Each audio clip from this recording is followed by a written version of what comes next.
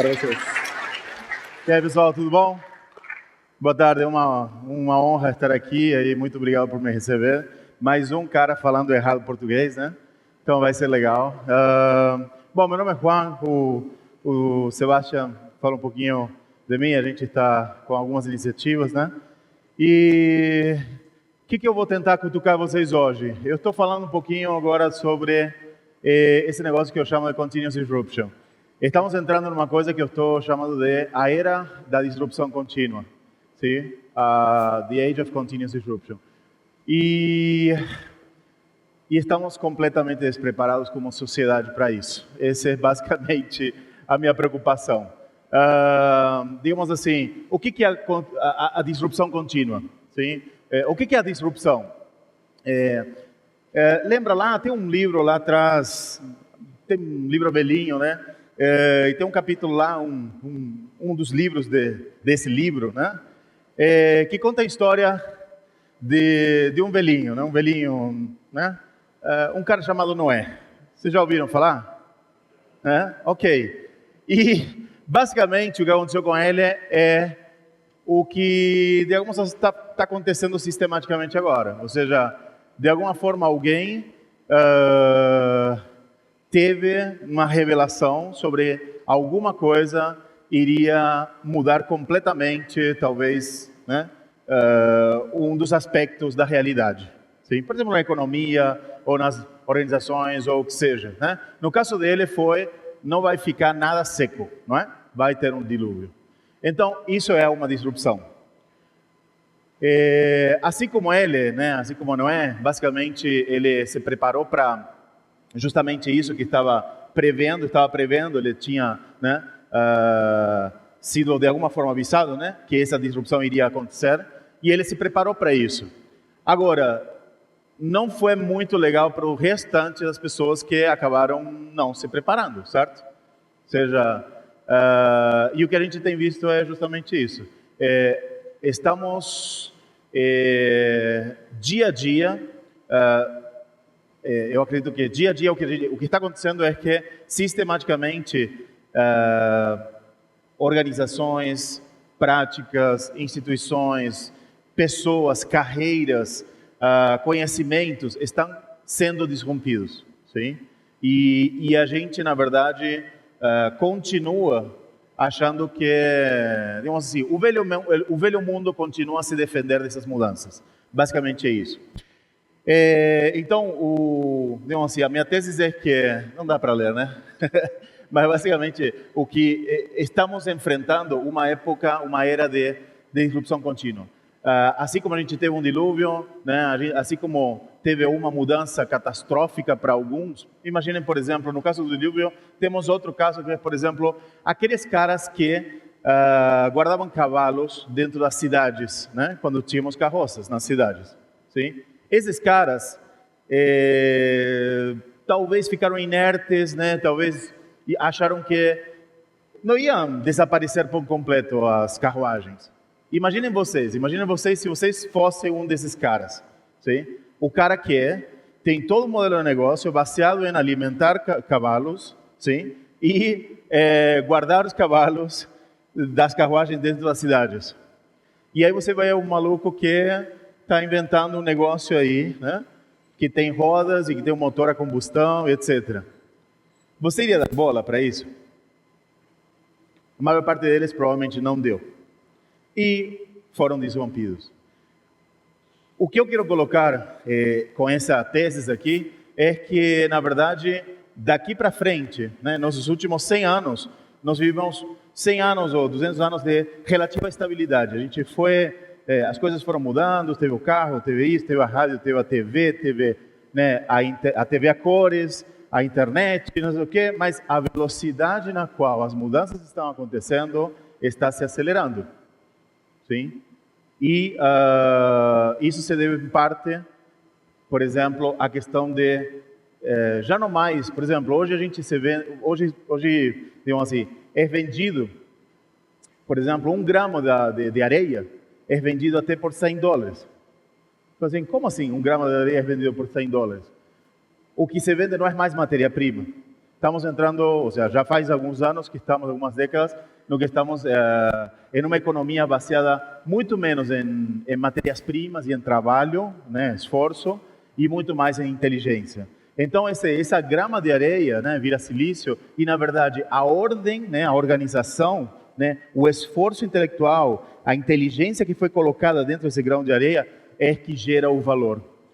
Essa mudança, né, de indústria, né, de uma era industrial para uma era do conhecimento, começa a fazer que tudo vira software, né? Tudo vira, na verdade, inteligência. Não é mais o hardware, não é mais, né, transportar uma mercadoria. Isso já está ok, isso a gente já fez, né? Foram os últimos 100 anos a gente construiu essas infraestrutura de serviços, de manufatura, etc. Já está ok. Só que agora o que está acontecendo é que toda a economia, na verdade, gira em inteligência. E o pepino é qual que é a barreira de entrada para alguém ter uma ideia melhor que a tua.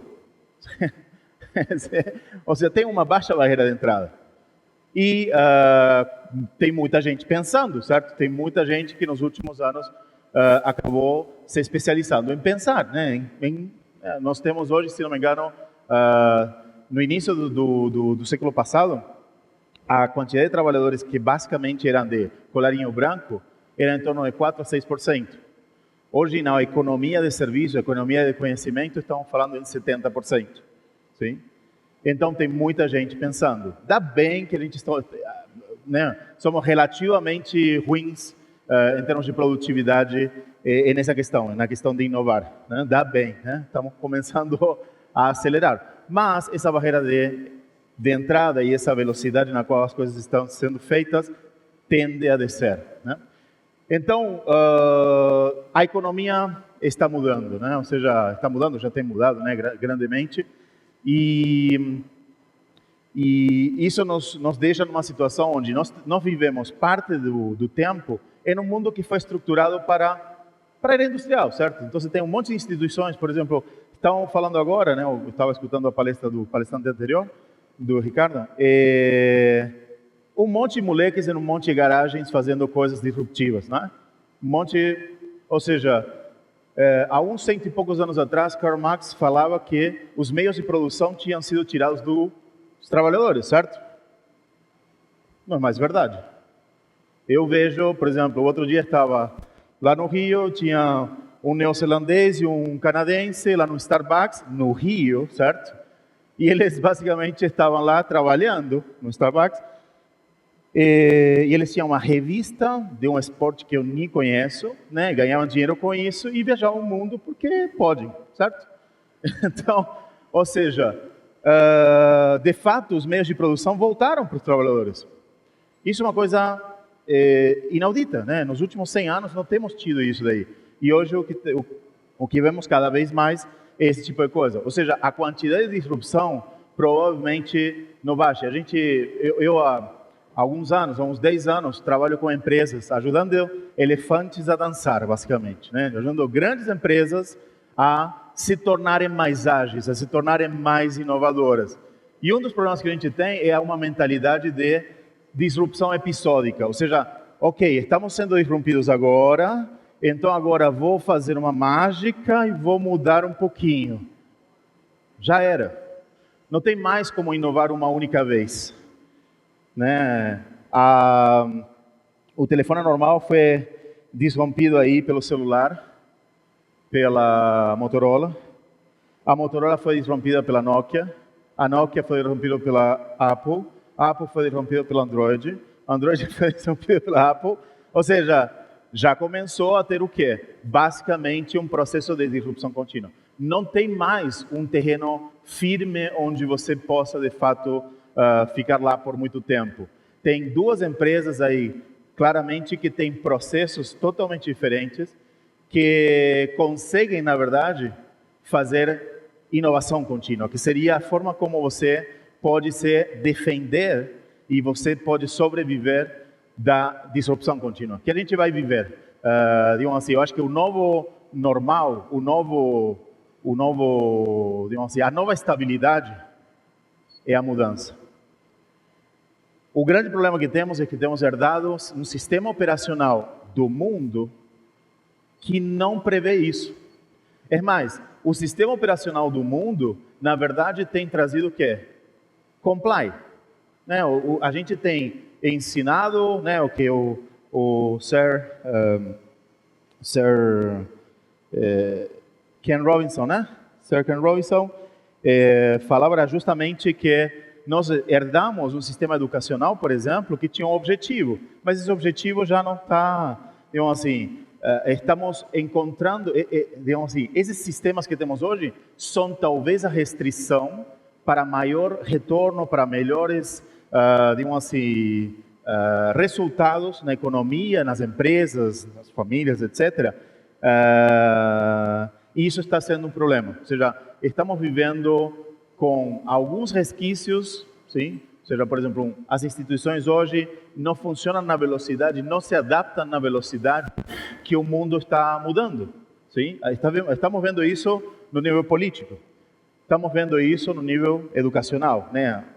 Hoje, por exemplo, no caso da gente, por exemplo, a gente trabalha muito com o desenvolvimento de novos produtos, novos negócios digitais, com tecnologia. E é muito difícil, às vezes é muito mais fácil você contratar um moleque que é um hobbyista, que ele aprendeu por si só a desenvolver, né? Do que contratar um cara que saiu da faculdade. O cara que saiu da faculdade, ou seja, a produtividade do ensino tradicional acaba sendo muito baixa. Sim? Se a gente for ver a quantidade de novas profissões que foram criadas nos últimos 6 anos, sim? Por exemplo, tem um Search Engine Optimizator, um cara que conhece tudo sobre Search Engines. Há 6 anos não existia essa profissão.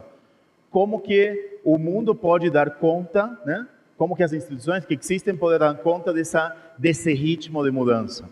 Sim? Então, basicamente, estamos com esse problema. Estamos com uma situação na qual o mundo está mudando numa taxa na qual as instituições, o sistema operacional do mundo não está suportando. E isso, o problema disso qual que é? O problema disso é que gera estresse, gera crises, gera alguns problemas, né? Ou seja, como tudo que existe, né, normalmente quer se apegar, né? Ele quer, tudo que existe quer viver, né? Então tem uma instituição que foi criada e ela quer viver, ela quer, né? Ela tenta digamos assim, se preservar, né? Mas ela pode causar danos, né? A gente tem, nos últimos 10 anos, temos trabalhado bastante com a empresa, a gente tem gerado bastantes inimigos em algumas áreas, na academia, né? Em algumas escolas de negócios, em algumas escolas de pessoal de produto, pessoal de engenharia de software, pessoal de projetos, etc. Porque, digamos assim, a gente fala o óbvio, né? Mas o pessoal acaba se apegando e tentando que não haja mudança. O grande problema e eu me sentia um pouco como Noé, sabe? Me sentia um pouco como Noé. Cara, se a gente não mudar, se a gente não... eu sei que é legal, velho, etc., mas está vindo uma onda que não vamos poder parar. Então, a ideia é, com esse manifesto, né, e essa ideia do Continuous Disruption, né, da era da contínua disrupção, é que, assim como o TED, por exemplo, o TEDx, e o pessoal que está organizando, estão sendo basicamente como nós. E o TEDx é como uma marca, sim? Então, por quê? Porque basicamente, através desses diálogos que a gente está tendo, a gente está conseguindo, de alguma forma, inspirar, de alguma forma, esclarecer, de alguma forma, cutucar, mexer, certo? Tirar um pouquinho da zona de conforto, questionar, né? Algumas coisas que talvez a gente faz muitos anos que a gente não questiona mais. E talvez não sabe que a nossa dor, né, a dor que a gente está vivendo na economia hoje, muitos dos meus clientes têm, são grandes empresas corporativas, por exemplo, eu tenho 2 negócios. Um negócio que foca em ajudar as empresas a se repensar para continuamente se adaptar, certo? Ou seja, em vez de sair da ideia mecanicista de que são uma máquina, que essa é mais ou menos como foram pensadas, foram projetadas como máquinas, só que tem um furo básico nessa ideia de que uma empresa é uma máquina. Nunca vi um carro, né, se transformar em outra coisa, sim? A não ser os Transformers, certo? Então, não é? Então o pepino na verdade, a gente tem que ir para uma metáfora, talvez, por exemplo, nas organizações, um pouco mais orgânica, como um organismo tentando se adaptar ao meio ambiente, né? Essa seria uma chave, digamos assim, de como sobreviver e prosperar nessa era de contínua disrupção. Então, as empresas, nós temos, digamos assim, quais são o que nos impede da gente, de fato, ter melhores resultados e talvez não passar por ou passar o menos possível, ser impactados o menos possível por essas ondas de disrupções que estão chegando no mundo, né? Estamos causando, na verdade, né? Todo mundo está... Hoje a barreira de entrada para você ser um disruptor é muito baixa. Então, não... Digamos assim, de romper novos modelos de negócio existentes há 100 anos, talvez seja muito fácil hoje. Por exemplo, com uma internet. Uma internet você, digamos assim, consegue... às vezes, não necessariamente você precisa ter uma grande redação ou uma licença para operar um meio de comunicação ou o que seja, né? Hoje você simplesmente tem um site e de repente está incomodando grandes players aí. Então, vai aí um pouquinho digamos assim, o recado, né? Organizações estão sendo disrompidas, elas vão ser disrompidas cada vez mais e elas podem optar por duas coisas. Elas podem optar por continuar reagir à disrupção ficando na retranca, né? Esse é o termo, normalmente a gente faz uma análise da empresa, normalmente fala assim, essa aqui é uma empresa que está na retranca. O que é na retranca? É uma empresa que está tentando se defender da mudança, né? O problema está tentando se defender da realidade, certo? Então, eu nunca vi nenhum time ganhar, basicamente, jogando na retranca. Ela precisa ir para o ataque. Então, organizações precisam mudar, mas organizações são feitas de pessoas. E nada mais é uma organização que está na retranca, é que tem um monte de pessoas na retranca, certo? Então, como a gente construiu esse monte de pessoas na retranca? A gente já esqueceu lá atrás essa capacidade de mudar, essa capacidade de se adaptar continuamente à mudança, né? Nossos sistemas, digamos assim, nossos sistemas educativos não incentivam a inovação, incentivam a compliance. Nossos sistemas de gestão das empresas não incentivam a inovação, a mudança, a descoberta, incentivam a compliance, né? Você seguir regras, você seguir, não questionar. É caro, é chato, né? É complicado você ter alguém questionando o tempo inteiro. Mas, nesses momentos, o que a gente precisa é a dose certa de estabilidade e a dose certa de flexibilidade. Ou seja, precisamos fazer tanto explorar novas possibilidades, porque nossos concorrentes estão fazendo isso, porque, inclusive, é engraçado, a gente não sabe mais quem são nossos concorrentes. Por exemplo, um cara que tem uma livraria lá no interior, por exemplo, aqui no interior, né, aqui, sei lá, num bairro depois do Iguaçu, está sendo disrompida, talvez, o modelo de negócio deles por uma empresa, né, estrangeira, né, pela internet. Ou seja, não está mais claro quem são os teus... Por exemplo, uma empresa de cosméticos, sei lá, uma pequena loja de cosméticos aqui do interior, de repente está sendo disrompida por uns malucos da China, certo? Que estão vendendo strawberry, se não me engano, né? Alguém já comprou strawberry aí, não? Não, né? Então, eu sei que o pessoal está comprando aí cosméticos a partir da China. Ou seja, não tem mais como identificar quem são os teus concorrentes, não tem mais, na verdade, precisa estar continuamente se adaptando. Não há mais, a nossa capacidade de previsão abaixou muito, né? Estamos vivendo em uma era em contínua disrupção.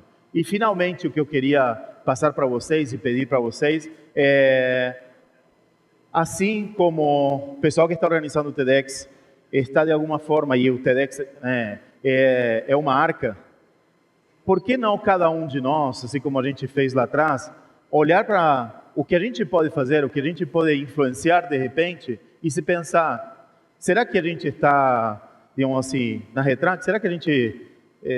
que a gente está fazendo nesse sentido, em termos da disrupção que está chegando? Será que a gente não pode fazer alguma coisa para criar algumas arcas? Então, essa é, de alguma forma, o recado que eu queria deixar para vocês. E muito obrigado. Obrigado, pessoal.